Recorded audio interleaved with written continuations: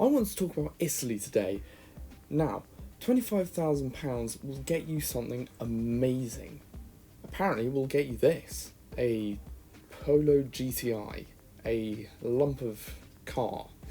Anyway, how about Italian cars? Something stylish, something pretty, something even fast. But Italian cars are notoriously expensive to buy and run. So, what will £25,000 get you? Turns out, quite a lot. To kick off, we start with Lancia and the HF Turbo. This was Lancia's first ever hot hatch, and they started out very, very strong. They took the standard Lancia Delta and then fitted it with the 1.6 litre twin cam found in the Lancia Beta, only they turbocharged it to make 140 horsepower. That was good for a 0 to 60 sprint of 8.5 seconds. However, this first model was front wheel drive. A 4-wheel drive version will be introduced later, and then a 2 litre version, which you know is the Integrale, will be introduced later than that. Now, this is like the Integrale people forgot about. And because of that, it's extremely cheap. Well, sort of. Next up, we have one of the best sports saloons ever made in the 1960s. This is the Alfa Romeo Giulia, the Giulia Super to be exact. 1.6 litre Alfa Romeo twin cam engine, producing around 95 horsepower. Not that impressive, you could get more powerful versions. There was in fact a version in South Africa that had 100 horsepower and a limited slip diff. You probably could find it, but probably not in this price range. Now, unlike other Alfas from this era, this one has slipped through the net. It has kind of stayed below the coupes and the convertibles, and it's still fairly affordable. However, not for long. Many people have caught on to this car, and many of them are being turned into track cars. Next, we have the Maserati 4200 GT. Now, this was an improvement on the frankly disappointing coupe and 3200 GT. This still had a manual gearbox and it had a much more powerful engine producing 400 horsepower to create a proper Italian supercar with 4 seats and rear wheel drive. It was available with the infamous Cambio Corsa gearbox, which is very faulty, and if you see one, I would not go for it. However, this one is actually quite a good bet because you can actually find very good examples of £25,000 with very low mileage. If you want something even newer than that, you can get the Abarth 124 Spider. Now, this was basically when Fiat teamed up with Mazda, who were building the MX-5 at the time. So this car is basically the same as the MX-5, only it has a different engine, a 1.4 litre turbo to be exact.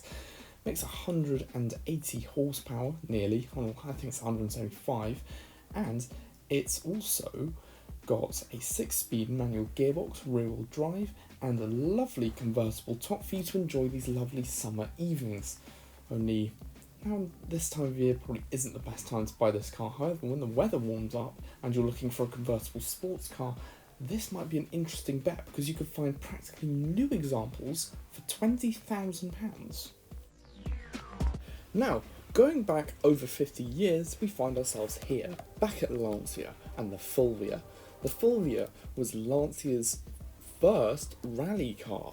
Now this is the Fulvia 1.3S, sort of the mid-range, sort of baby HF, if you like. This has 95 horsepower, so not quite as much as its bigger brother, but it's in a much lighter package, so it's still a pretty fun car. It's not that fast, I admit, and it is front-wheel drive, but it is considerably cheaper than the HF. And honestly, once people catch on to these, I reckon that this is going to be an excellent investment, as all Lancias are. Well, most Lancias are anyway. At the moment, good examples can be found for less than 25 grand. Okay, maybe you do want something a bit more sporty, then how about this? An Alfa Romeo GTV Cup. This was Alfa Romeo's homologation special for the GTV, one of the best looking front wheel drive cars ever made. Now, this car has an aero kit, which looks very good, and was made in very limited numbers for a racing series that Alfa Romeo did specifically for this car. Now these are considerably more expensive than the regular GTV and don't have much more power. However, this is a very special car and has been going on for quite a few years now. Now back in the 60s and 70s, Alfa Romeo introduced the Spider. This tiny two-seater roadster sported Alfa Romeo's 2-litre twin-cam engine making 120 horsepower. That was linked up to a manual transmission, no autos here. And at the back we find rear-wheel drive and a limited slip diff to handle all that power. Now this thing has plenty of Alphaholics upgrades that you can do to it to make it a bit more powerful, and honestly this is going to be a brilliant car for the summer. What if you want something a bit more practical? How about the Maserati Bi-Turbo, the first ever production car to have 2 turbochargers. Now this thing has a very bad reputation for reliability, so maintenance is key with this car. Seriously, keep an eye on this engine, watch out for all this rust and make sure that this car doesn't overheat. Check the radiator, make sure everything's running. If you keep this thing running, you have an incredibly fun car, which is a very good alternative to the BMW E30. It not only looks better, but also has much better performance, especially the 2.8 litre models, which are the most common. These have around 215 horsepower and can have a top speed of 143 miles an hour, which is actually very impressive. Up next, we've got another Lancia. This is the Beta Volumax. You may have never heard of this car, and actually it's pretty much forgotten. This was a pretty much normal Lancia Beta Coupe 1.6 litre twin cam with a supercharger bolted to it that makes lovely supercharger noises. Now I couldn't actually find any sound clips of this car, but I'm sure it sounds very good. It's available as an estate and as a coupe. Both have 4 seats and a big boot, and at the moment at least they are relatively affordable. And to round off this list, we have a lovely car from Fiat.